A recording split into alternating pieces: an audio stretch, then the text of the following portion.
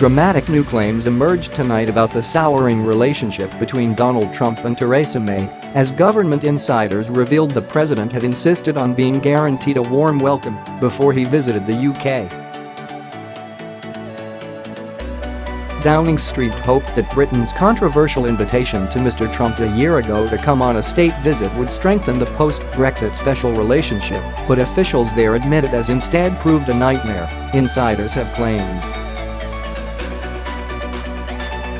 The two leaders are due to meet at the World Economic Forum in Davos tomorrow, at which Mr. Trump is expected to formally invite French leader Emmanuel Macron on a US state visit, rubbing salt into the wound for Britain.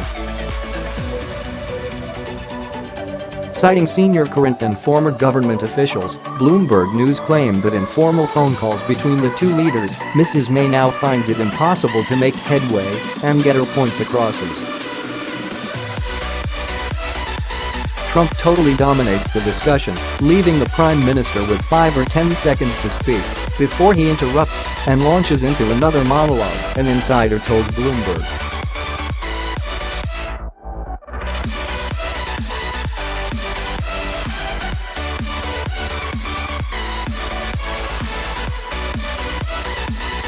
Amid threats that he would face street protests if he came to the UK, he told her he would not be coming to the UK until she could promise him a warm welcome. According to the report, Mrs. May's advisors listened in to the call from a secure bunker underneath number 10 in astonishment at Trump's demand. Mrs. May reportedly told the president that such treatment was simply the way the British press operate, and there wasn't much he could do.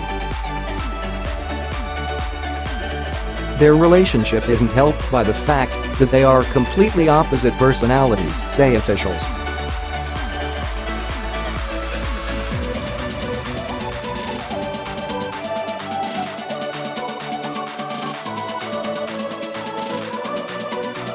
She said it was clear to her and others at the time that such an invitation was over the top and unnecessary.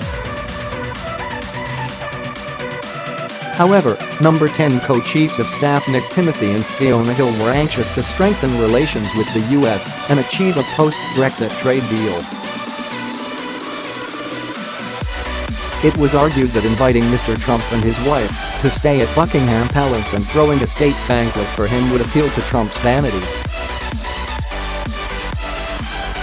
The two chiefs of staff made a secret trip to the US and made arrangements for Mrs. May to come to Washington. Mr. Trump was delighted, comparing their relationship to the bond between Margaret Thatcher and Ronald Reagan, as he reportedly told aides, "She'll be my Maggie." Over lunch in the White House, he told Mrs. May that Brexit would be a brilliant thing and the making of us, said her former strategy director Chris Wilkins. Instead, their relationship has rapidly cooled to the point that Mr. Trump is ready to issue his first state visit invitation as president to Mr. Macron. Although the Queen no longer takes long-haul flights and would not visit the US even if invited, Jim Messina, the White House deputy chief of staff under Barack Obama, described Mr. Trump's invitation to Mr. Macron as unprecedented. He said, "Tradition has been, when I was the president's deputy chief of staff, that your first state visit is always the UK," he said. He's breaking with tradition, but that's probably not surprising with this president. Insiders say it was clear from their first meeting that the Trump-May relationship would be tricky.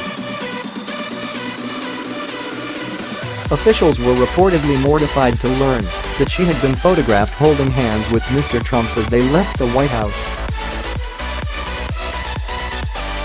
Over lunch that day, Mr. Trump told the PM he believed there were parts of London that Islamic extremists had effectively made no-go areas.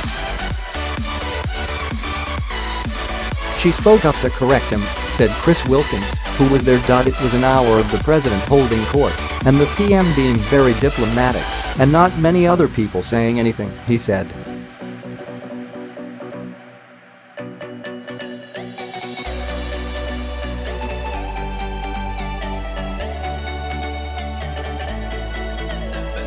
British officials believe Mr. Trump is still angry with Downing Street. As the Daily Mail was the first to reveal, he cancelled a trip to London next month to open the new US embassy.